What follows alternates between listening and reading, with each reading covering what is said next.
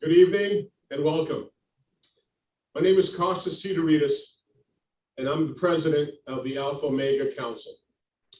We are a 100-member strong nonprofit philanthropic organization based here in Boston, Massachusetts, and we were founded back in 1976. Our mission is to promote patriotism to the United States, to cultivate the ideals of Hellenism by supporting various scholarly, athletic, medical, charitable, scientific, literary, religious, and educational activities throughout New England and the United States. We also foster fellowship amongst our members, our Philhellenes in the Boston area, throughout the greater Hellenic community, and the next generation of Greek Americans. I would like to thank all of you for attending this evening's lecture. It is truly a pleasure. 200 years ago, the Greek nation rose to defeat the Ottoman Empire after 400 years of Turkocratia, as we say. On this historic and momentous occasion of the Greek Revolution bicentennial, I have the utmost honor and privilege to welcome our honorary guests. The Ambassador of Greece to the United States, Mrs. Alexandra Papadopoulou, and of course, our keynote speaker, Ambassador Nicholas Burns. I'd like to thank them both for honoring us with their presence at this evening. Once again, welcome, and we hope you enjoyed tonight's lecture presentation. Costa? Hey, thank you, Costa. Thank you, everyone, for joining us tonight. Our Socrates speaker series is honored to have both of our guests, as Costa introduced, so humbly. I'd like to introduce Ambassador Nicholas Burns. Ambassador Burns is the Goodman Professor of the Practice of Diplomacy and International Relations at Harvard Kennedy School. He is faculty chair of the Future of Diplomacy Project and also the Project on Europe and the Transatlantic Relationship at the Kennedy School's Belfer Center for Science and International Affairs. Mr. Burns is Executive Director of the Aspen Strategy Group and the Aspen Security Forum. He is Senior Counselor at the Cohen Group.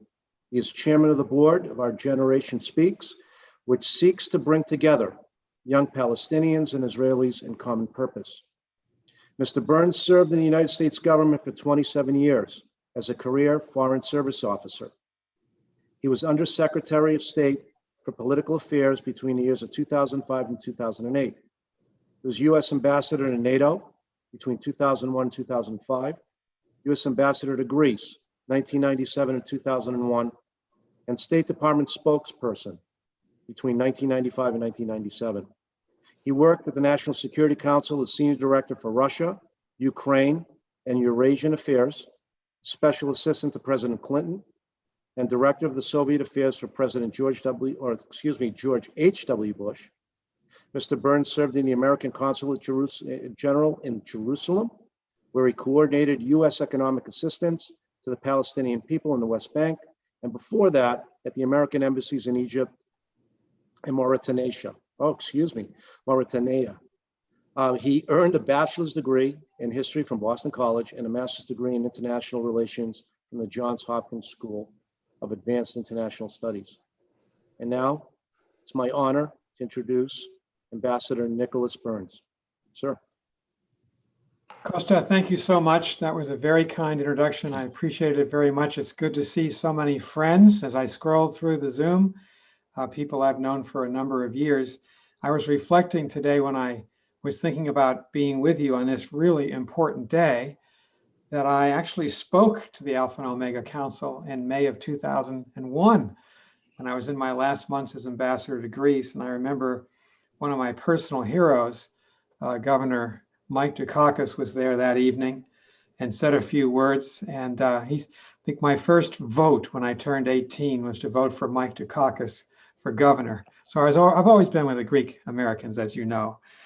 So it's really good to be back with all of you. I really respect very much the work and the legacy and the history of the Alpha and Omega Council. I know how important you are in Boston and in Massachusetts. I know what an important bridge the Greek American community is.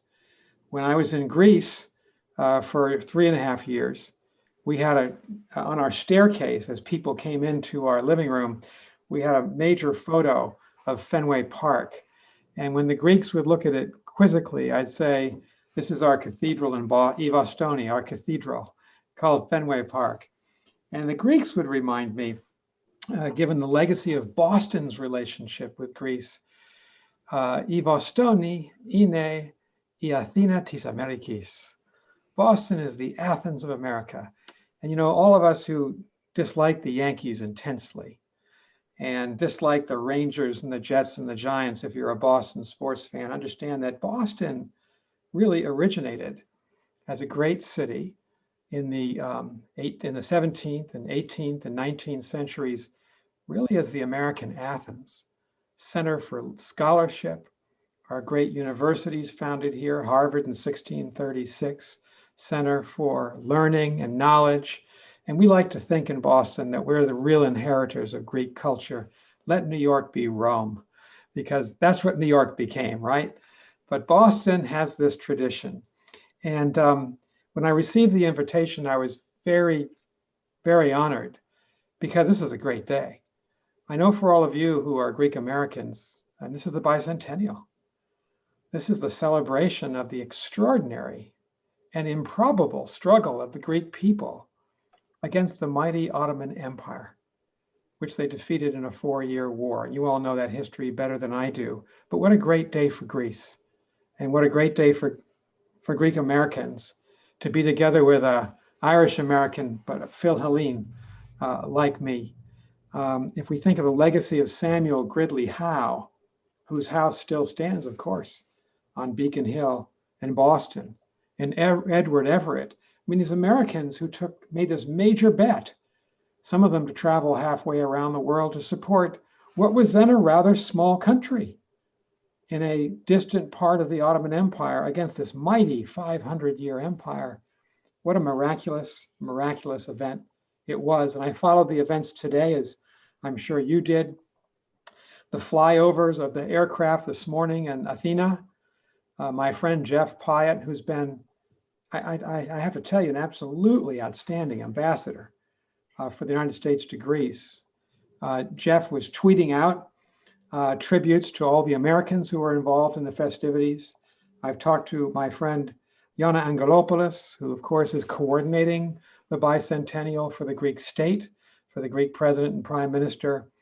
All of us who love Greece can be really proud of this day. And I was conscious of this history when I was ambassador. You have to be. Part of the job of being ambassador is really two jobs. One, you're the president's personal representative to the Greek state, to the president of Greece, the prime minister, the cabinet, the voulie, but you're also ambassador to the Greek people. And so I always was conscious of the fact that I had those two jobs. And I'm being very sincere in saying in that second job of trying to be ambassador to the Greek people, I had so much support from you, from the Alpha and Omega, from the AHEPA, from all the fraternal Greek American organizations. Every place I go in Greece, there's a Greek American organization of Greek Americans who come from that place, in the Peloponnese, or up in Kastoria, or in Thessaloniki. And that support was really important. I was also conscious of the fact that I was just, I was one in a number of American ambassadors. I'd taken the baton from my predecessor, Tom Niles. I would, like a relay race around the track in the ancient stadium in Greece, and I would hand that baton off to my successor. I was conscious of how great our history was with Greece. What a great friend America has been to Greece. If you think of the Greek Revolution of 1821 and the Americans who responded to it. If we think of, in the last century, FDR's great support for the valiant effort of the Greeks to preserve their homeland against the Nazi invasion, the incredible invasion of Crete, and then of the Greek mainland and the rest of the Greek islands. The incredible support that President Truman gave to Greece in Greece's time of need during the Greek Civil War. And this was a perilous subject for me to discuss when I was in Greece, because even in the late 90s, I was President Clinton's ambassador, and into 2001. a significant percentage of the Greek population, minority percentage, but significant, well, their fathers, mothers, grandparents had been on the losing side of the Greek Civil War. A lot of their children were out demonstrating against me. If they were members of the Communist Party of Greece or members of some of the other anti-American groups. But I think we can be so proud of what FDR tried to do. And then Truman in supporting the Greek state and Greek democracy. You know, the Truman Doctrine, the famous Truman Doctrine, was really written for Greece and Turkey, ironically. And President Truman said, I will not allow a democratic ally of the United States to go communist, as the communists were contesting those democracies after World War II. And that led to General Van Fleet's mission, the American general, and he helped the Greek government turn the tide of that civil war. You all know this history better than me, in favor of democracy against communism. And I used to spar with Greek communists. I remember going to see Mrs. Papadopoulou, who was the chairman of the Communist Party of Greece. I felt she was in the Voulis in the Greek parliament.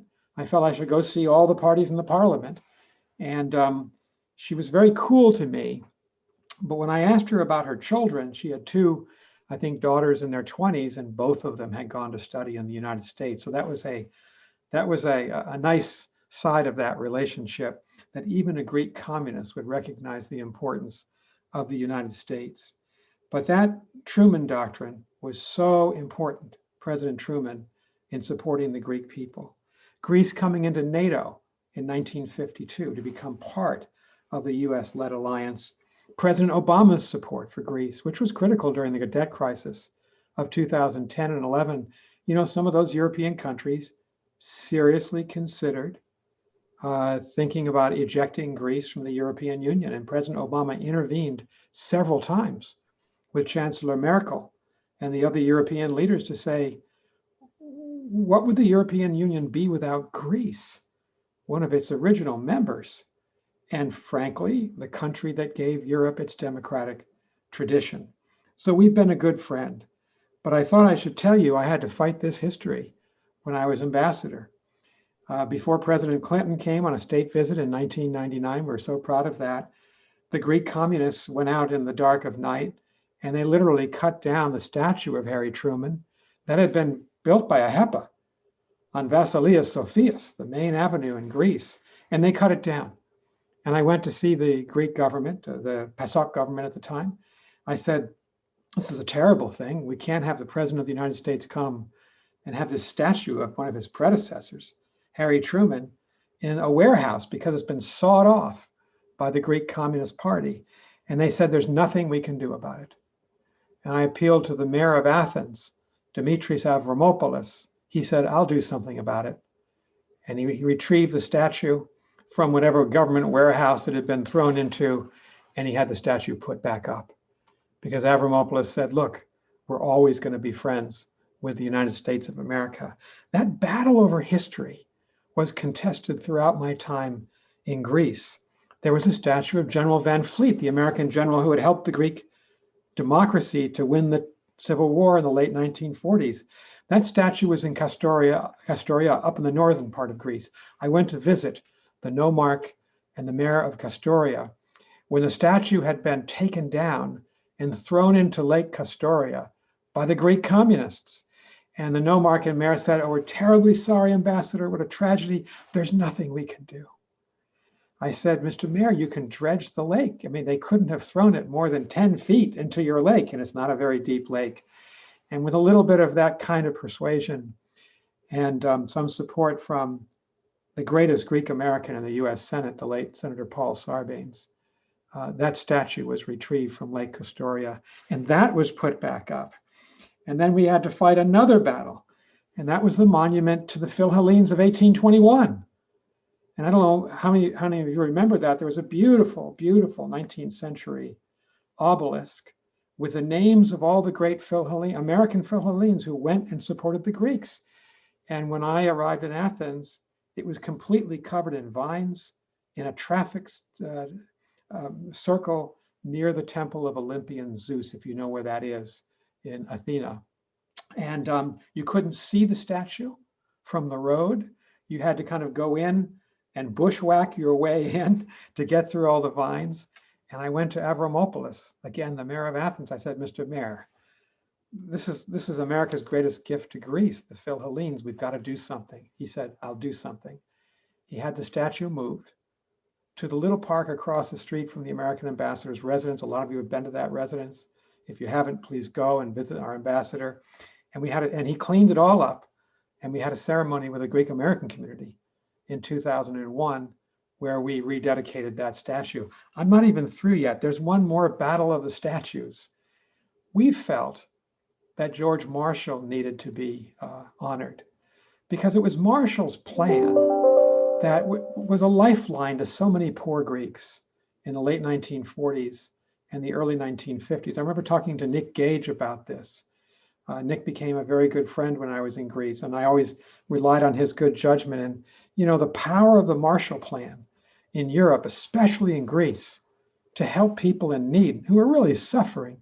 It was one of America's greatest gifts. And so AHEPA came through again, and AHEPA raised funds, and we had a Greek sculptor sculpt a beautiful statue of George Marshall. We put it inside the embassy gates because we'd learned our lesson with all these statues being cut down by the Communist Party all over Greece. Inside the gates, we put it up, a beautiful statue. So when you go by the front of the embassy on Vasilia Sophias, there's Marshall. And lo and behold, during the great controversy over Kosovo in 1999, when we had 53 demonstrations, some of them quite violent, organized by the Greek left against the United States, that statue was pelted with animal blood and eggs and all sorts of things, but they couldn't take it down because it was inside the embassy gates. So what's the moral of this story? Sometimes you have to defend your history. You have to be proud of America's legacy in Greece. I know all of you are, I am too. And I've marveled often at how we fought the battle of the statues against the Greek extreme left. Let me conclude on a much more positive note. And that is today, and how proud we can be of the relationship since really I left as ambassador. It's had its ups and downs, as any relationship does. No two countries, even as close as Greece or the United States, or Canada or the United States, or the US and UK, are going to be without our quarrels from time to time. But I must say, I think the relationship now between the United States and Greece is as good as it's been, I think, since the 1950s. It's been a confluence of things. It's been the resurgence of Greece after the terrible debt crisis, and the return, not of a perfect Greek economy, but I think a return of pride that the Greeks suffered through the worst and survived it. It's been the fact that we've seen a significant level increase in American trade and American investment with Greece. Another factor is the fact that the United States doesn't always have to be antiseptically neutral when Greece and Turkey have an argument. And you've seen President Trump and Secretary Mike Pompeo took the side of Greece on the fact that the Turks were unnecessarily, and I think outrageously, trying to intimidate the Greeks by overflights in the Eastern Aegean Sea of islands that are clearly part of the Greek state and Greek territorial integrity, and because Turkey's been trying to impede Greece and Cyprus from prospecting for natural gas in the Eastern Mediterranean, so east of Crete, clearly in Greek and Cypriot waters. And it's been great to see, frankly, I was not a President Trump supporter, but I was happy to see his administration support Greece. I've been very happy to see President Joe Biden do the same. I don't know if you've seen the taped video message that President Biden made. It's out on Twitter and Facebook and Instagram. You can find it, I'm sure, on Google. President Biden taped a beautiful tribute to Greece on its bicentennial, which I saw today. President Biden, during the campaign, criticized the Turkish government for having taken that beautiful symbol of religiosity, Hagia Sophia in Istanbul, originally, of course, a Greek Orthodox church, And after 84 years of it being a kind of a neutral institution, open to all faiths, the Turks, of course, made it a mosque again. President Biden, candidate Biden, criticized that.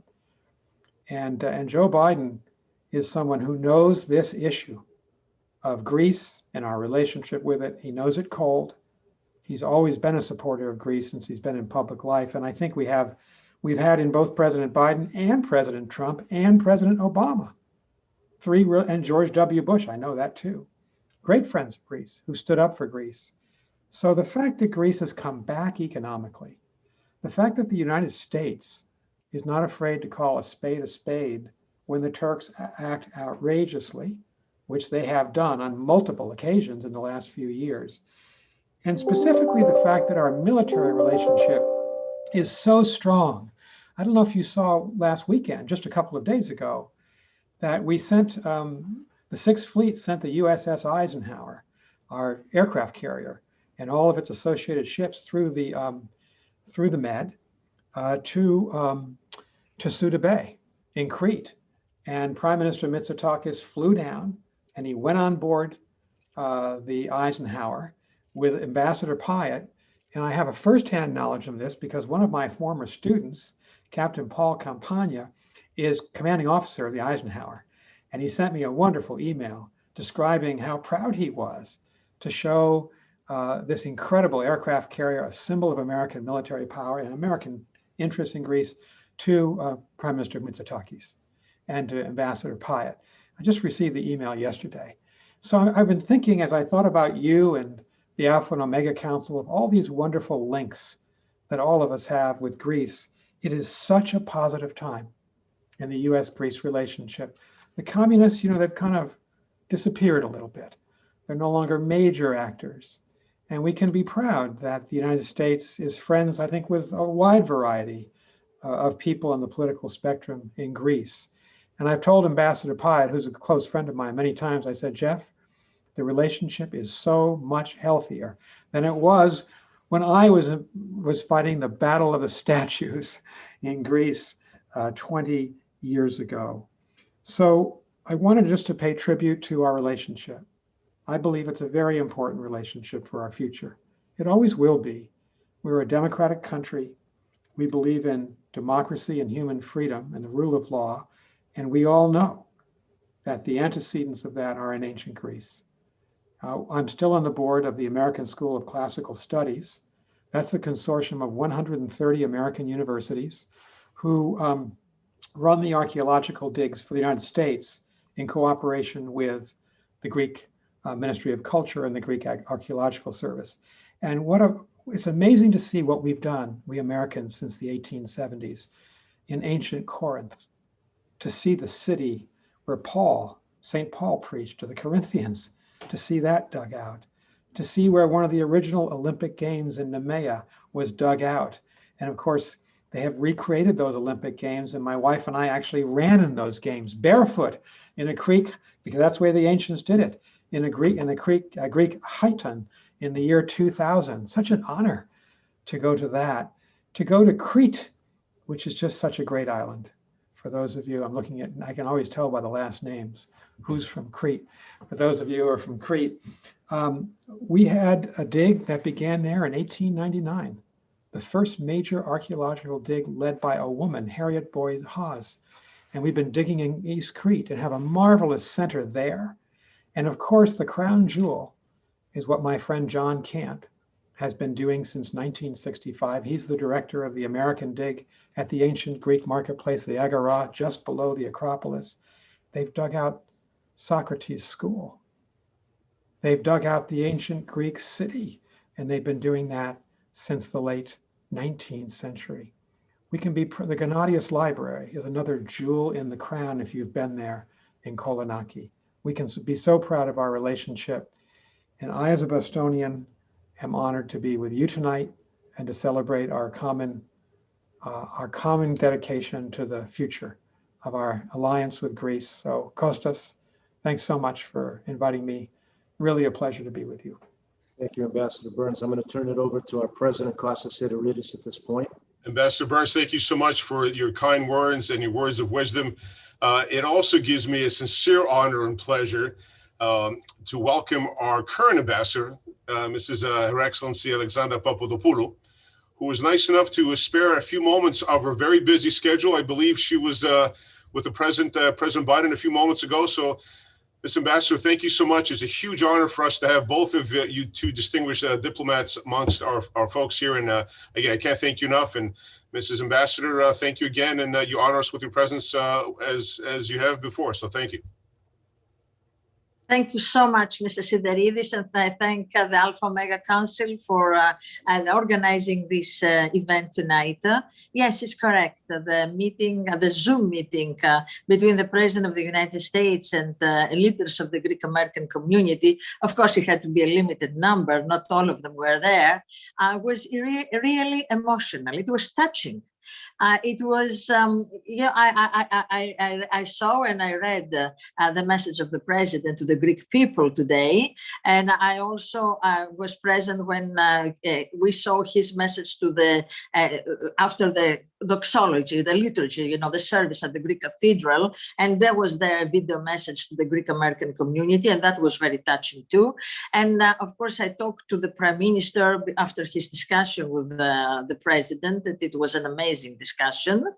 But to see the president together with people, members of the Greek American community, and having this personal touch, this personal relationship, it's like seeing somebody. I don't know if I can say that to a person like the president, for a person like the president of the United States, but it was like family.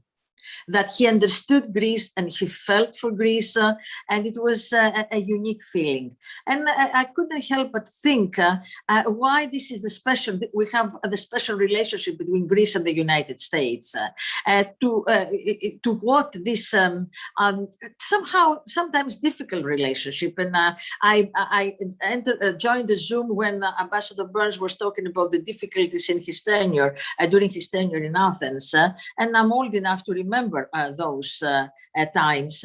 Yes, the relationship went through some ups and downs, like a family relationship.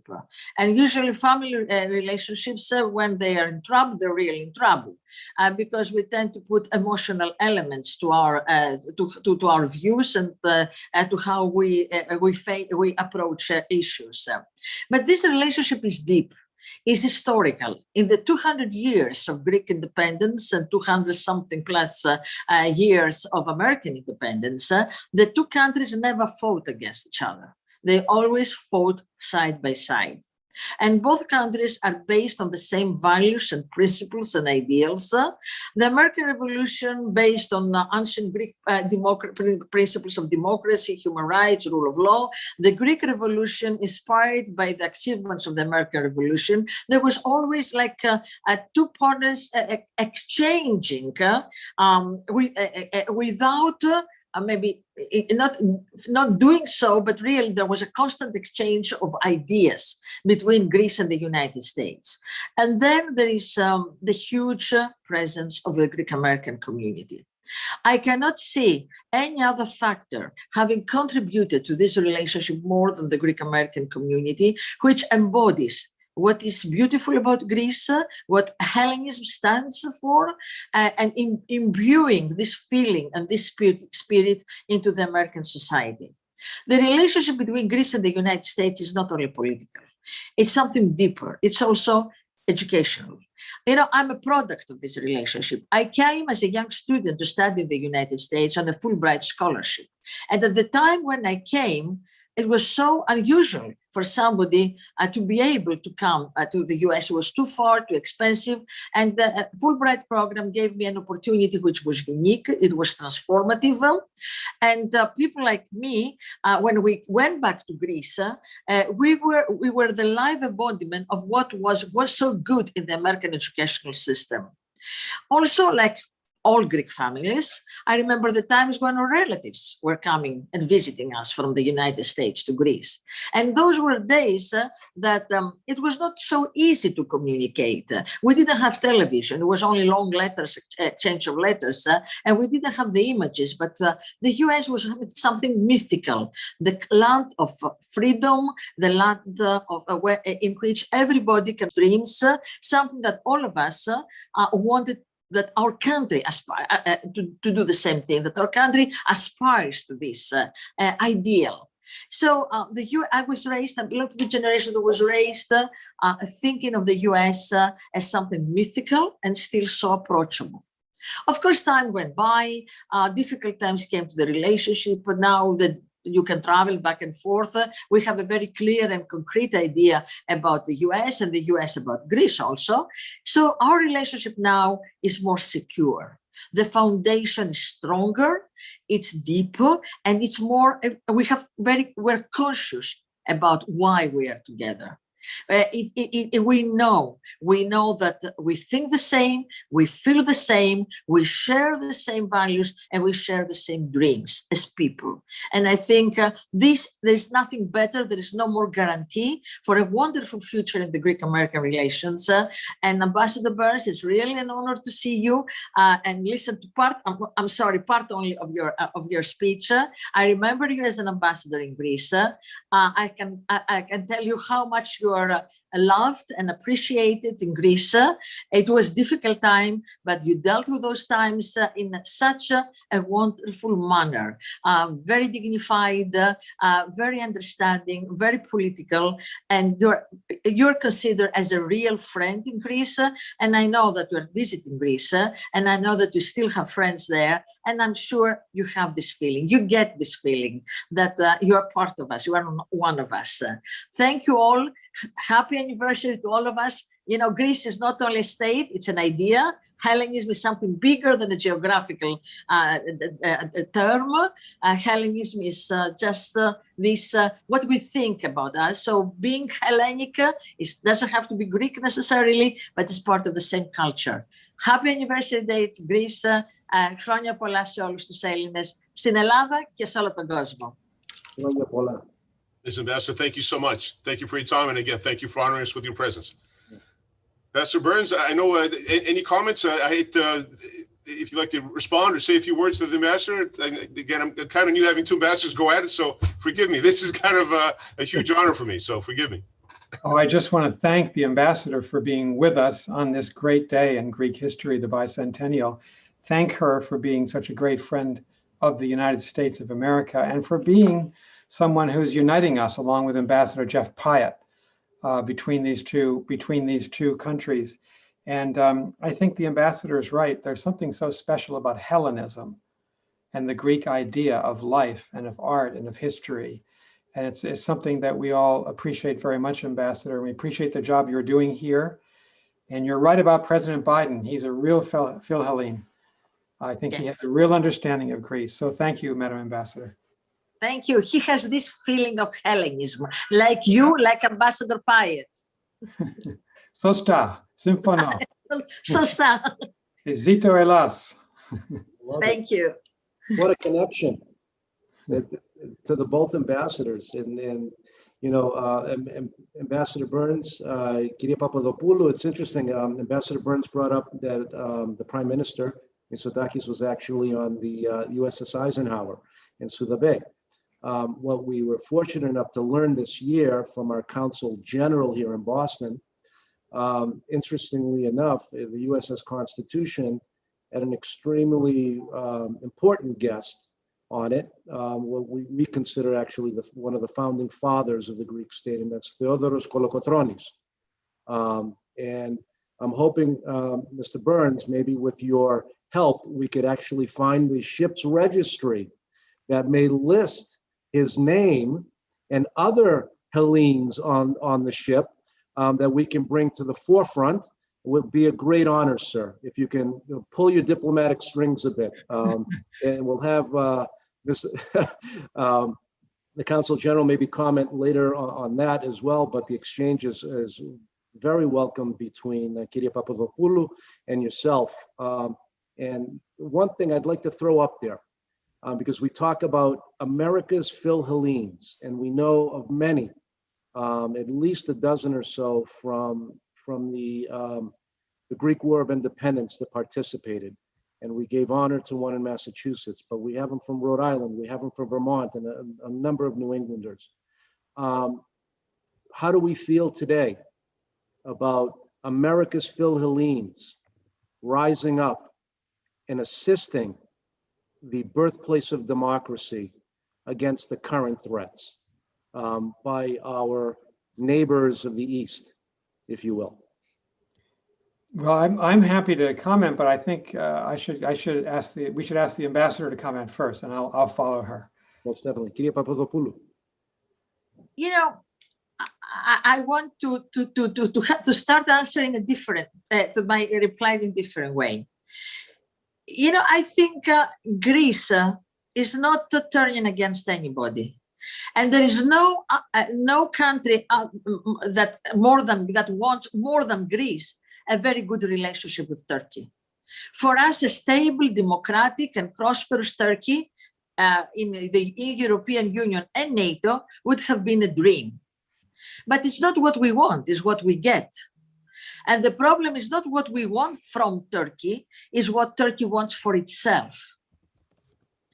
Nobody wants a neighbor who is unstable, who is erratical, and a dictatorship. We want a Westerner neighbor. Unfortunately, we don't see that. Unfortunately, we see, I would say, an erratic behavior, and definitely a country that is far from the democratic ideals and far from, respect Western ideas. So the number one thing that I would, if somebody asks me what do you want the US to do, is just to try to put some reason into Turkey.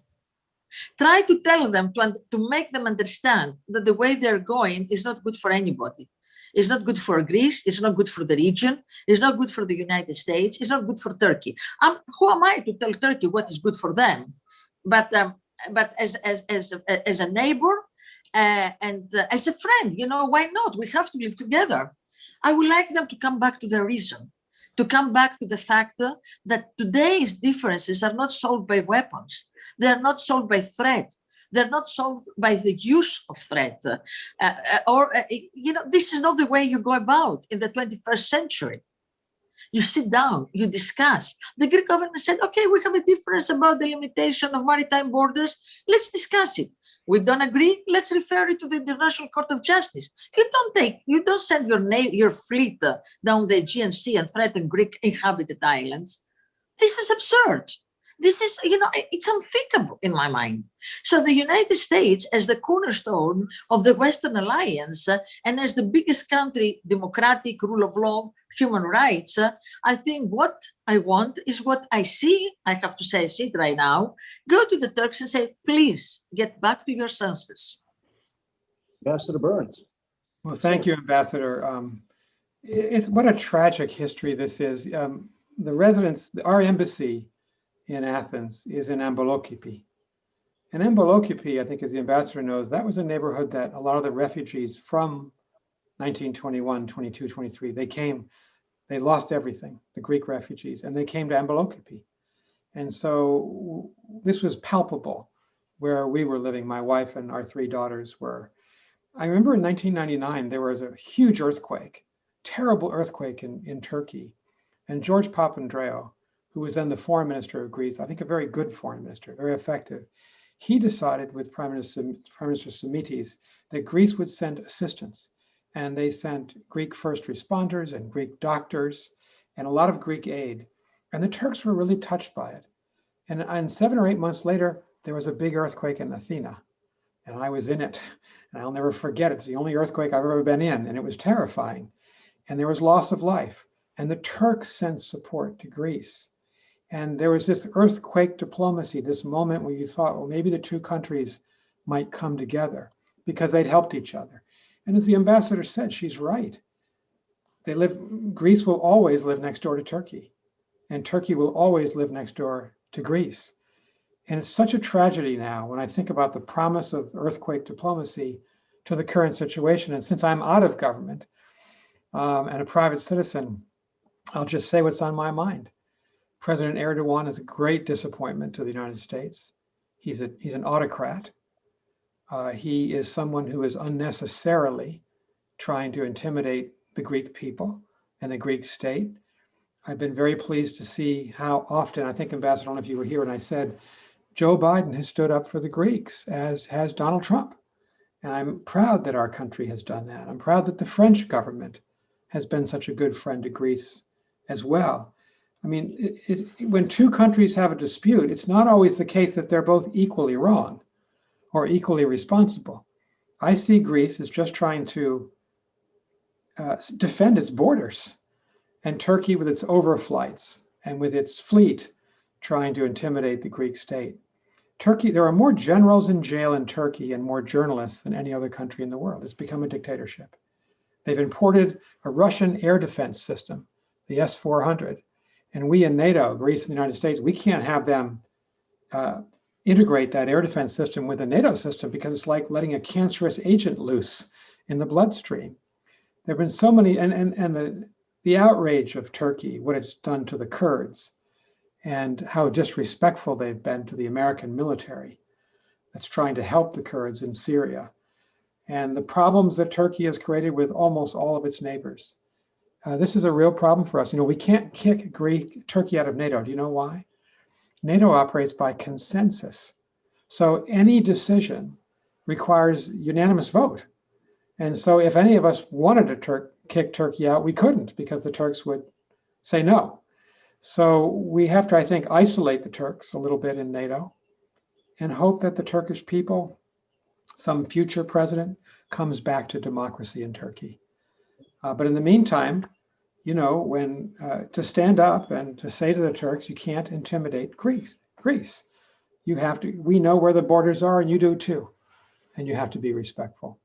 That's what I would say. It's a very, very difficult question. May I add something, please, to what the ambassador just said? And he's absolutely right.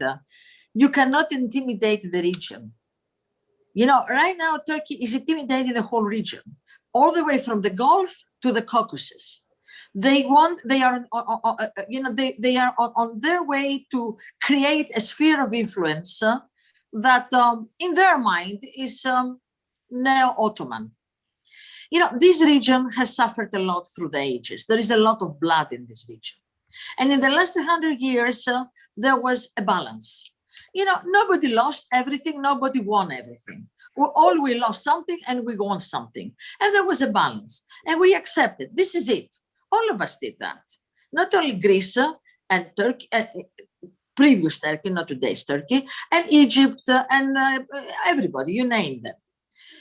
And suddenly it's somebody coming and saying, no, wait, 100 years, oh yeah, I have to think about it now. And I'm not so sure that I want what happened 100 years ago. You know, a lot of times I say that in Europe, we celebrate French-German reconciliation after the Second World War.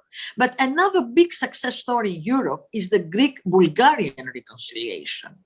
We tend to forget that we fought over 1,000 years with Bulgarians, and we are the best friends. We have accepted what happened. We let the historians debate what happened in the past, and we live perfectly well together. And if you go in the summer in the Greek, in northern Greece, you see more Bulgarians than Greeks.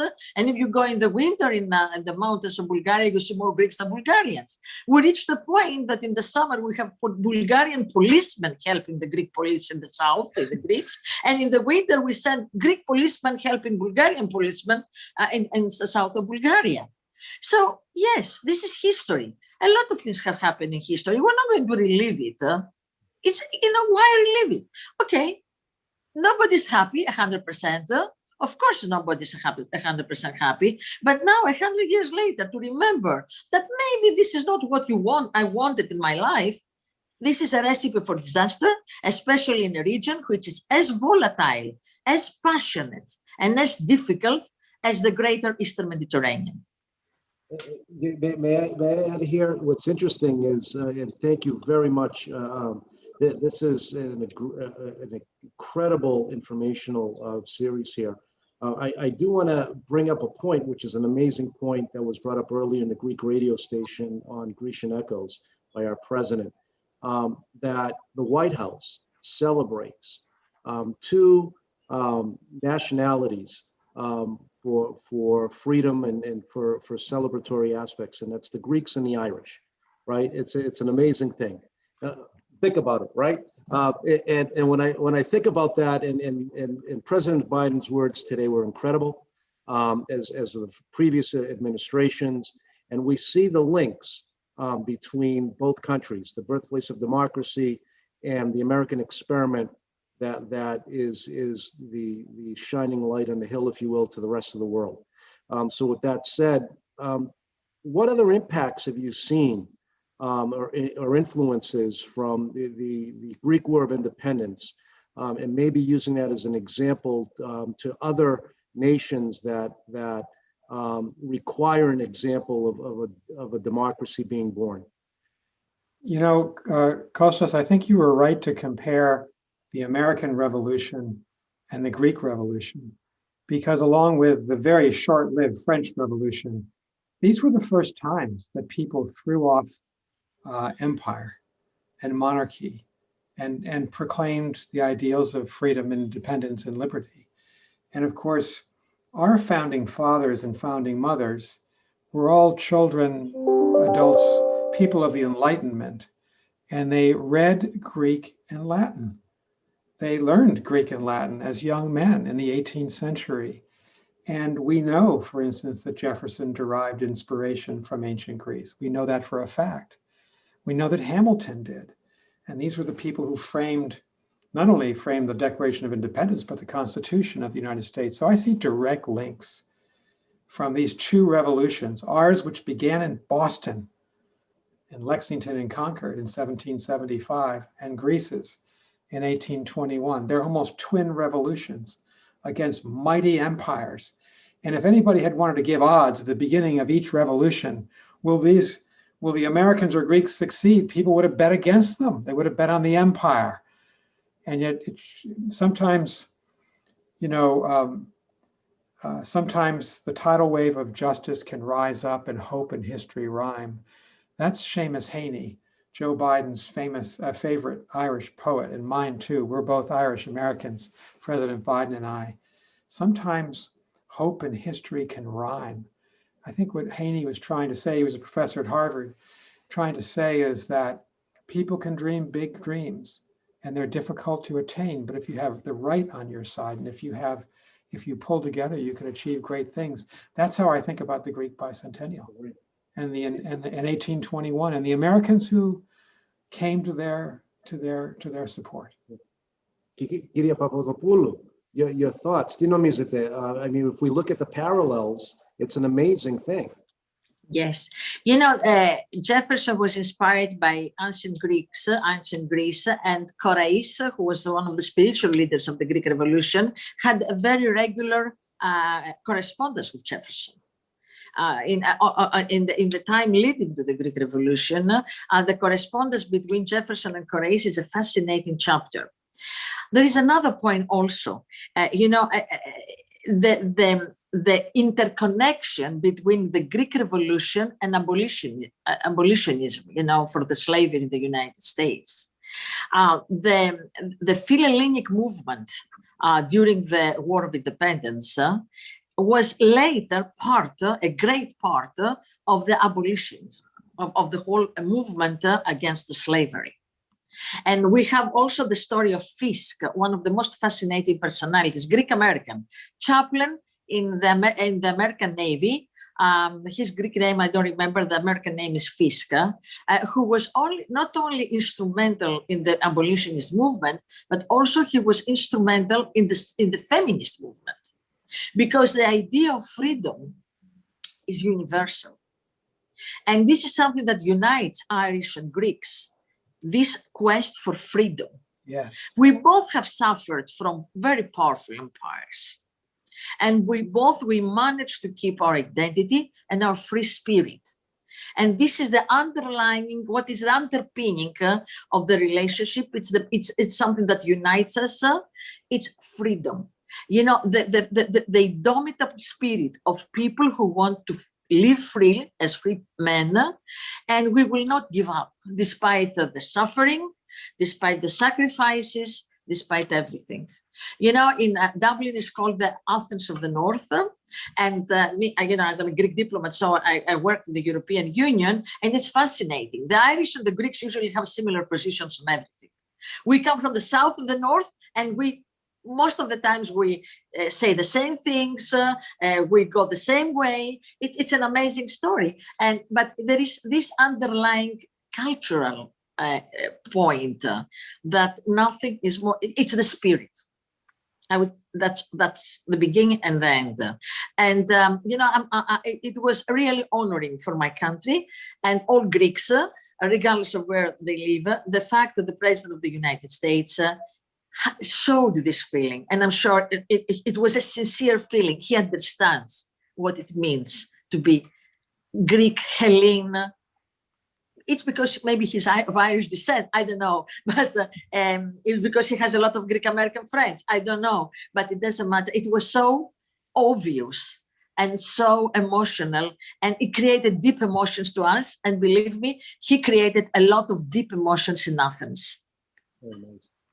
Ambassador Burns, may I ask, we're running against the clock for everyone here, sir, and Kyrie Papadopoulou, as long as you guys want to stay, but are there any final words you want to add? This was, for us, thank you very much, but any final words from your side?